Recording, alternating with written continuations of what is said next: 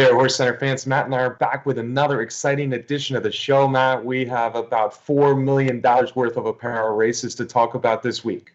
It's Pegasus World Cup number 5 weekend coming up, Brian. Yeah, we may lack superstars, Matt, but we have 2 deep fields, and we're going to give you our full field analysis and top picks. Watch it all right now here on Horse Center.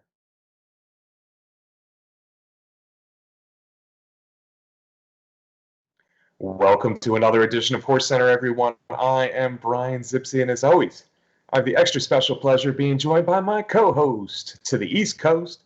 That's Matt Shipman. How are you today, Matt? I am good, Brian. It's January. It's the weekend of the 5th Pegasus World Cup. The 5th edition. It might not be worth as much money as it used to, Matt, nor might it have a bona fide superstar in the field, or either field that is, but I think we have 2 full, deep, competitive fields here for the Pegasus World Cup, the Pegasus World Cup Turf. They're both Saturdays at Gulfstream Park, as Matt mentioned. We're going to jump right in with the big one, the $3 million 9-furlong Pegasus World Cup, Matt. I guess we have to start with Nick Sko, who doesn't take much time to get out onto the early lead. That's for sure, Brian. Pegasus World Cup is going to be race 12 with a 5:44 post time on Saturday. And hey, Brian, deserving favorite, Nick Sko fits the bill of the first 3 winners of the Pegasus Cup, which the point I'm making is that those first 3 all went into the Pegasus after a Breeders' Cup victory. That's Nick Sko, the very impressive winner on the front end of the Breeders' Cup Dirt Mile, and 2 allowance races before that since moving to the barn of Brad Cox. Yeah, he was a pretty nice 2-year-old. He ran some good races as a 2-year-old, but his 3-year-old year really was disappointing. Last year, he got transferred early to the barn of Brad Cox, and he only ran 3 times, but 3 big front-running performances, to be sure, capped off by that Breeders' Cup Dirt Mile, Matt. It was a really big performance because Complexity is a fast horse, and Complexity put pressure on him. You know, he didn't go head-and-head with him per se, but he put pressure on him right on his flank there through some very fast fractions. And Nick Sko, you know, he may not have been running super fast in the stretch, but he's still fast enough to win easily in track record time. A big performance, Matt. I don't know anybody goes with Nick Sko in this Pegasus World Cup, and that's a big part of handicapping the race. But on the other hand, I see 5, 6 horses who have the kind of early speed, at least to make a move some point early on the race on Nick Sko. And Nick Sko is a horse who has never been this far before. Yeah, I agree with everything that you said, Brian. It seems like Nick Sko is going to be loose on the lead. Some of the trainers of the horses that you mentioned that, you know, like to be close, that have shown some early speed before, have said that they're not going to go out there with him. They're going to sit off of it. I don't know. Maybe this late entry, Last Judgment into the field for Mike Maker, maybe he's going to go with him a little bit. But even if he does, it seems like Nick Sko's got a class edge. Everything's pointing to a victory. He's 5-2 on the morning line. My feeling is he may be a little shorter than that. I know it's a 12-horse field, but I don't know. I have a feeling he could maybe get to 9-5. But I agree with you, Brian. He has not run the 9-furlong distance before, and he has not run at Gulfstream Park before also. And these days, in today's world of thoroughbred racing, win streaks don't last very long. And this guy's on a 3-race win streak. Yeah, and he came into the Breeders' Cup Dirt Mile having won over the track just a few weeks before, so he was super sharp for that one. He may well be super sharp for this one, but it's almost 2.5 months removed now, and I wonder if we'll see as sharp a Nick Sko this time around at a different track, at different distance, and against a deeper field, frankly, than the Breeders' Cup Dirt Mile even was, I think.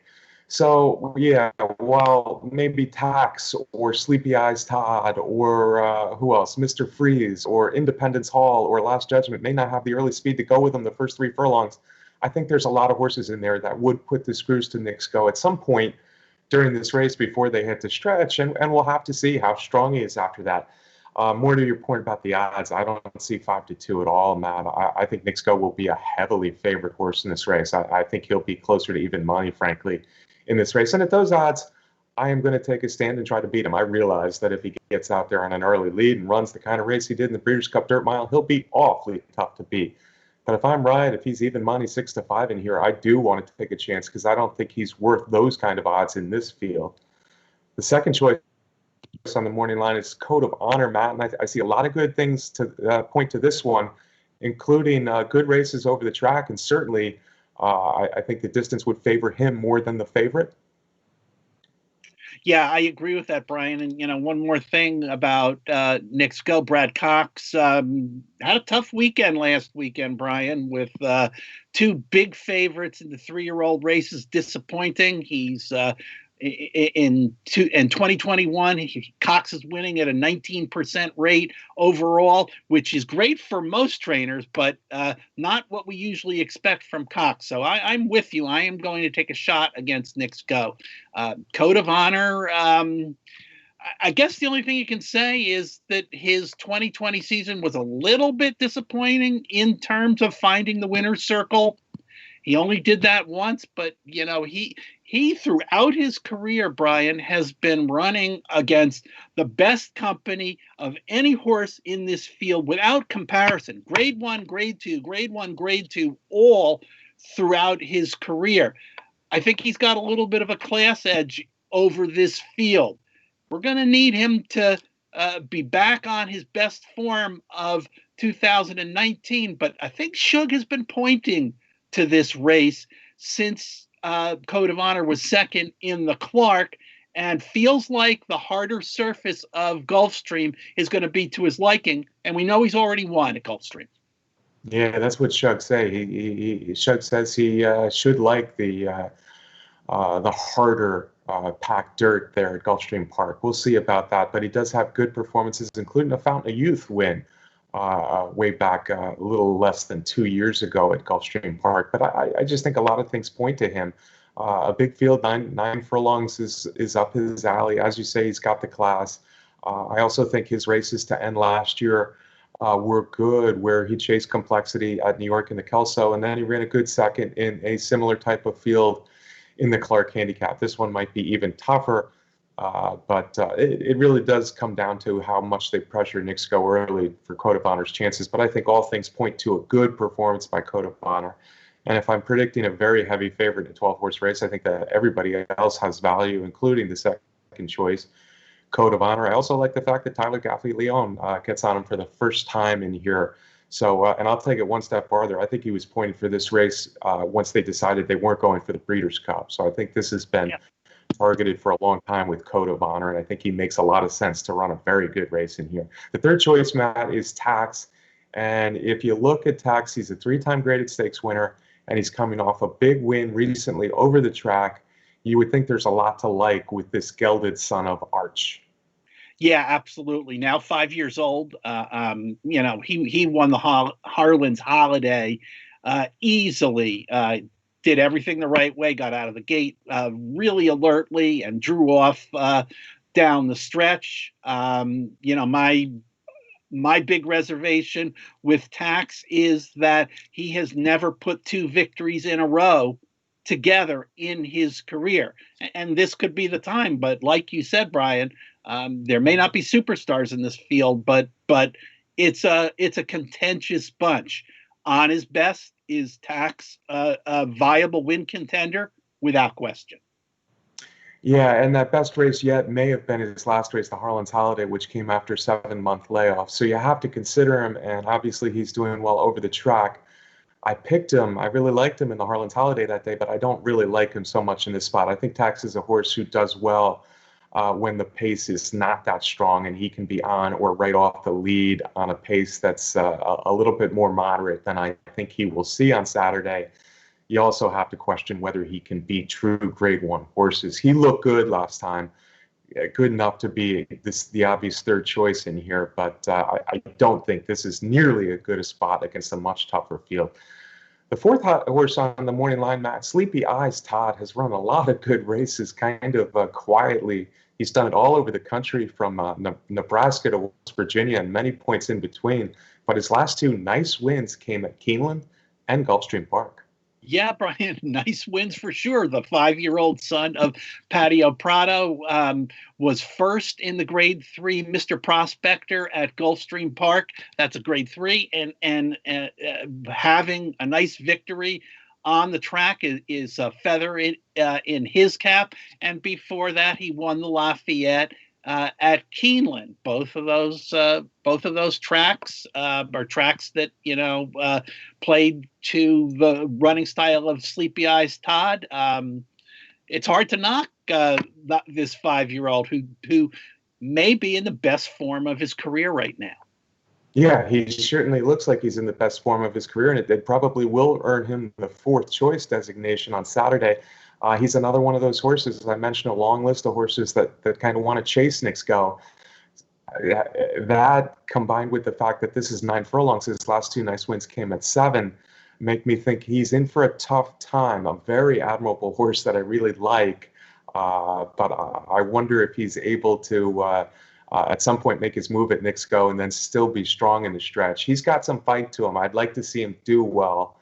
But under 10-1 in this field, I'm probably going to lay off with my wagering dollars. But a very interesting horse, as is Jesus's team, Matt. This was a claimer this time last year, and he's just moved up the ladder. He hasn't broken through in a big race, but he's moved up the ladder to consistently rally into the picture in a bunch of good races, including a trio of Grade 1s.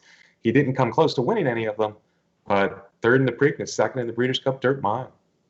Yeah, and you mentioned that he's a former claimer, and the fact that he was a former claimer allowed him to run in his last race, a restricted race for horses that did run in claimers in the claiming crown at Gulfstream Park, where you have to say it, where he finally got his first stakes victory. So, admirable, absolutely, as you said, those performances in big races last summer and last fall in Grade 1s against top horses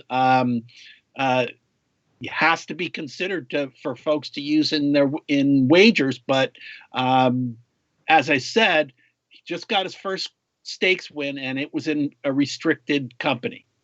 Yeah, and that race really didn't blow me away. The good news is it was the distance and the track that this he'll see in the Pegasus here. But I'm not still not a full believer in the Haskell, the Preakness, and the Breeders' Cup Dirt Mile. He was well beaten, even though he got good placings. I could easily see him doing it again, coming up into the trifecta or the superfecta. But I'm not ready to call him one of my favorite win contenders in this field. The next horse on the list, man, and a lot of people probably will argue this point, but for me, the next horse on this list is the biggest wild card on the field. I'm talking about Kiss Today Goodbye, who won last time the San Antonio at odds of 15-1. Mike Smith comes in to ride him, so I guess he'll be maybe a little bit lower than that 15-1 he found against in a little bit easier field last time, but it was good performance. You look at his last 3 races on dirt, and they're all very good. I don't know how he fits with Grade 1 types yet for sure, but he's an interesting candidate in this field. Yeah, that's for sure, Brian. If you look at just that last race, that victory in the Grade 2 San Antonio, you have to be impressed. That was, a smallish field, but it was a decent field, and it, of course, included last year's Pegasus winner, Mucho Gusto. So for me, he's an interesting horse. He's got to make the trip across the country to run at Gulfstream for the first time, but Kiss Today Goodbye is a horse that I'm interested in, especially since Mike Smith decided it's worth making the trip across the country. Yeah, and while he is what I call the biggest wild card in the field, I probably will not bet him much at all in here for the simple reason that he's never raced out of Southern California. I don't love that fact coming into a big race here, a $3 million Grade 1 race against a tough field. But he scares me. He rallies every time. He's clearly getting better. This is a real acid test for him, and it's the away from Southern California for the first time that scares me a little bit about getting on him too heavily in this race. The next horse I know a lot of people are talking well of, Harper's First Ride, with good reason. He's won 4 of 5 stakes races. His last 5 races, he's got 4 stakes wins. That's impressive. Now he leaves Maryland to run against the big boys. Yeah, and looking at his entire body of work, Brian, he's the winner of 10 of 17 career starts, and there's not many horses you can say that about. A 5-year-old son of Painter. Last 2 wins were in non-graded stakes at Laurel. His most noteworthy victory was a win in the Pimlico Special, which is a grade 3 on the Preakness undercard, again at home in Maryland. Hats off to a horse like Harper's First Ride and his record, but boy, I think he's up against it here, Brian. Yeah, I just think the jump up in class is a little bit too much for him as he leaves the friendly confines of Laurel and Maryland. A really nice horse, that winning record, he's never been better. Those wins are impressive that he's coming in off of. But I think Matt and I agree that the jump up in class leaving Maryland is going to be a little bit much for Harper's First Ride on Saturday. Mr. Freeze, Matt. Mr. Freeze, 1 of 2 from the Dale Romans barn. He's got some speed. He's got an outside post. Johnny V will be on him Saturday, which is a good thing, but I wonder how hard he'll have to work from the 11th hole. My guess is he gets pushed a little bit early, not to get hung out and shuffled back, and maybe is one of the most early challengers to Knicks Go, the favorite in here. I don't love the post, but I'll tell you what I do like about Mr. Freeze is his 2 races at Gulfstream Park last year. Yeah, and Mr. Freeze is one of those horses now 6 years old. It's kind of an in and outer. Has had some really nice victories in his career, but overall, to me, he'll have those nice wins. But when he gets into Grade 1 company, he just seems to fall short. Yeah, that's the thing with Mr. Freeze, Grade 1 company. Although he was second in this race last year, and he clearly appreciated the Gulfstream Park strip, to consider him at least in here. Another Dale Romans horse, Matt, is Coastal Defense, a really well-bred son of Curlin out of a Giants Causeway mare. He never raced at either 2 or 3. He started racing last year at 4 years old, started his career slow, but he's been building up in a nice way, I think, for trainer Dale Romans. Yeah, and he was added to the field in one of the later waves of horses after some defections from the original list of invitees started to pile up, as you said. Interesting that he didn't start his career till he was 4. Has 4th place finish in the Clark and in the Fayette, behind a bunch of other horses that are in this field. Yeah. Coastal Defense hasn't broken through yet in stakes. I thought he was getting good in the fall.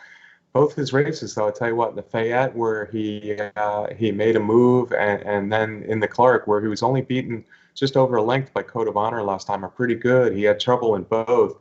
I think he's a horse that is ready to take another step forward in here. And if you look at those races, I don't think he's far away. So Coastal Defense certainly is my top long shot in this field. I think he can certainly handle the distance of 9 furlongs. I think he's got just a little bit of tactical speed, not to be too far out of it, but I think he comes running on Saturday to run a big race. Next horse on the list is Independence Hall, Matt. A year ago, he was one of the top Kentucky Derby candidates. He's kind of fizzled in the big races, but on the other hand, he hasn't had a lot of chances yet. Maybe we haven't seen the very best yet out of Independence Hall. Yeah, I agree with that, Brian. And since he made a little bit of a splash early on the Derby Trail, he has changed barns. He's now in the barn of Michael McCarthy, based out in California. In his first start for McCarthy, he had a nice allowance victory, which was followed up by a 5th in the Malibu. He's got to come back across the country. I agree, Brian. I think we'll see this guy win some stakes races again, but I don't think it's going to happen in the Pegasus.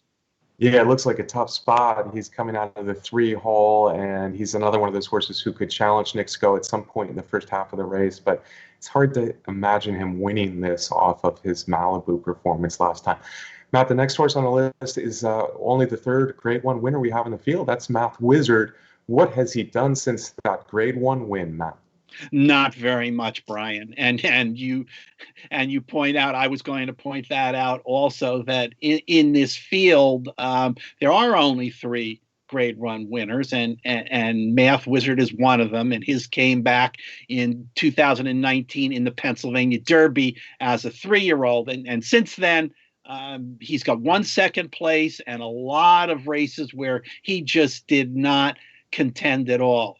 He's also one of only 4 millionaires in the field. So, looking at his winning line and his earnings, that's noteworthy. But Safi Joseph has not been able to get him back to that upset form in the Pennsylvania Derby. Yeah, and the Pennsylvania Derby was $1 million race, so a lot of those winnings came on that one day at odds of about 31-1, if I remember. He's a horse who could pass some tired horses, but it's just hard to recommend him making a lot of noise on Saturday. I'm also finding it hard to make a strong recommendation for the last horse on the list, Not Last Judgment, although he does come off a very nice win in the Sunshine Millions Classic very recently at Gulfstream Park. Yeah, and he was the very, very, very last addition to this Pegasus field just the other day after True Timber was a late scratch. Last race, he won the Sunshine Classic for Florida Breds on the lead. Hey, tough spot he's in. Yeah, he's another horse who could add a little early pace to the mix, but he just looks a little overmatched. Although Mike Maker has done some good things with experienced horses in the past, I just don't see it for this one. All right, Matt, for me, the Pegasus really boils down to trying to beat Nick Sko, and I'm going to use Code of Honor and Coastal Defense, 2 horses who can rally to do it.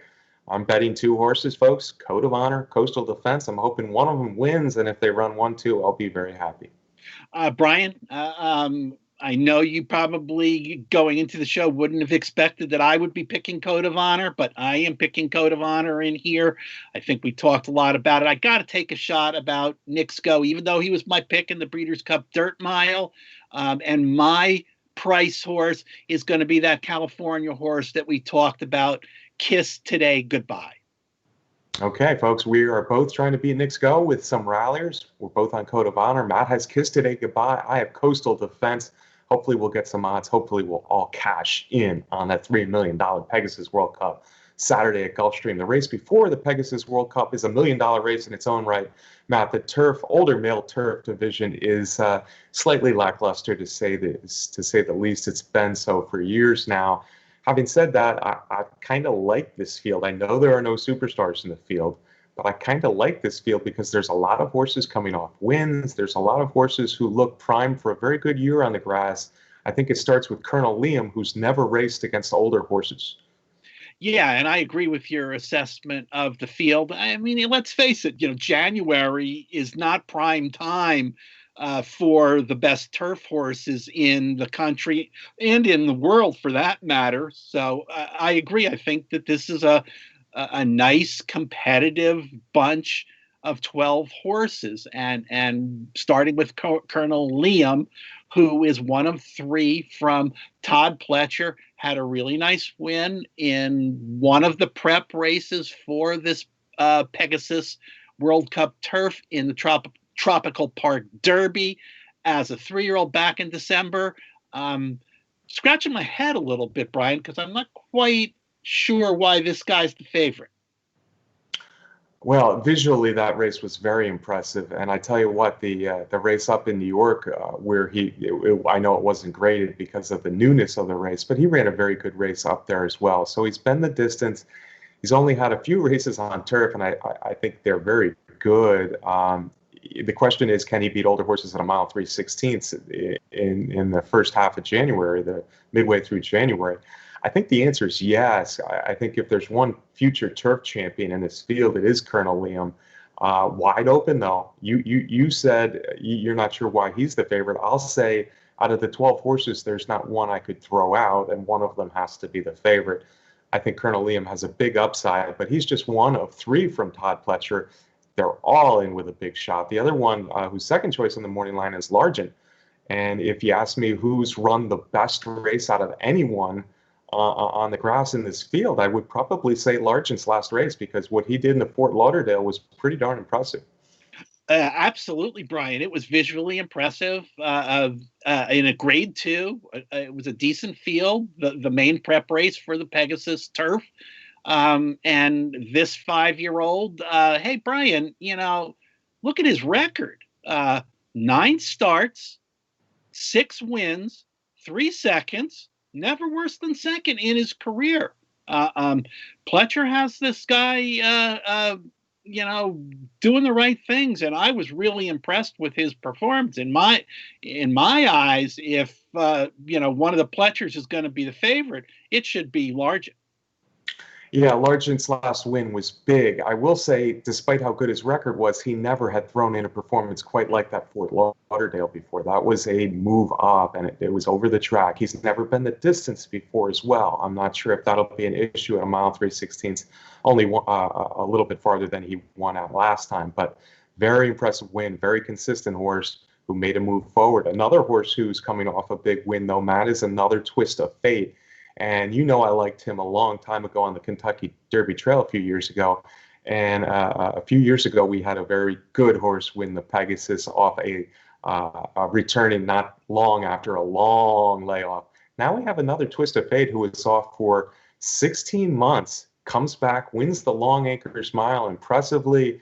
Now he's found at home on turf. I just think he's a very classy horse. I'll say one other thing in his favor, too. I don't see a ton of speed in this race. And I know he's got speed, and I know he's got some class.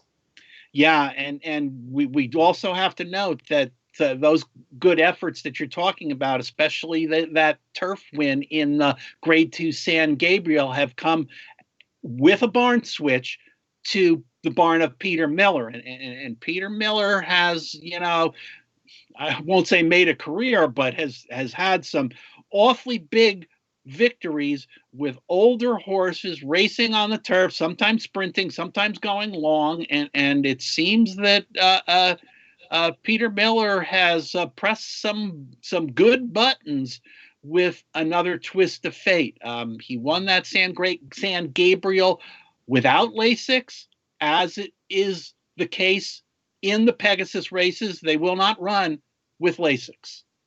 Yeah, he is that's a good point, Matt. And I just think he was always a very good horse. I thought he was a very good horse before he ran in the Preakness. He disappointed a little bit in the Preakness. That's his only poor finish ever in his career. So I like him, and I think the race might set up for his on or near the lead style in here.